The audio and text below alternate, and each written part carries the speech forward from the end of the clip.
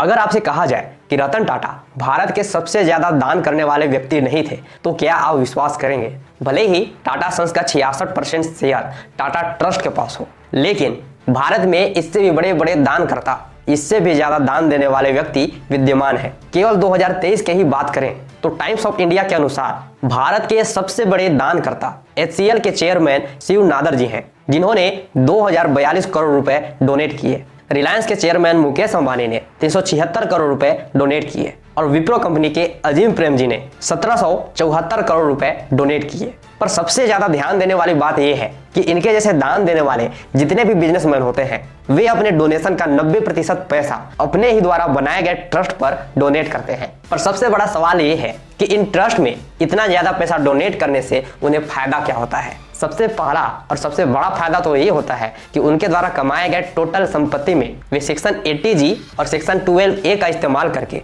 वे 100% तक टैक्स में छूट पा सकते हैं। जब वे अपने संपत्ति को अपने वारिस के पास हस्तांतरित करेंगे तो उसमें भी टैक्स में छूट पा सकेंगे। दूसरा फायदा ये है कि उनका वेल्थ बाहरी के लोगों से पूरी तरह सिक्योर रहेगा, क्योंकि ट्रस्ट के पैसे पर किसी भी तरीके से कोई बाहर का आदमी अपना अधिकार नहीं जमा सकता। तीसरा फायदा यह है कि जिस तरीके से अनिल अंबानी और मुकेश अंबानी में रिलायंस इंडस्ट्री के लिए आपस में लड़ाई हुआ, या जिस तरह से हर घर में जमीन जायदाद के बंटवारा के लिए आपस में लड़ाई होता रहता है, ऐसे लड़ाइयों की संभावना एक ट्रस्ट की मदद से खत्म हो जाता है, क्योंकि ट्रस्ट में कोई भी लड़ाई नहीं कर सकता और ट्रस्ट के पैसे का इस्तेमाल करने के लिए उसे एक ट्रस्टी के रूप में ही उस ट्रस्ट के उद्देश्य के मुताबिक उस पैसे का इस्तेमाल कर सकता है। यानी कुल मिलाकर कहें तो आप अपने खून पसीने की कमाई को एक ट्रस्ट की मदद से अपने मृत्यु के बाद भी अपने उद्देश्य के मुताबिक सही चीजों में उपयोग कर सकते हैं और आपका संपत्ति किसी गलत हाथों में ना जाए, इसका आप मैनेज कर सकते हैं।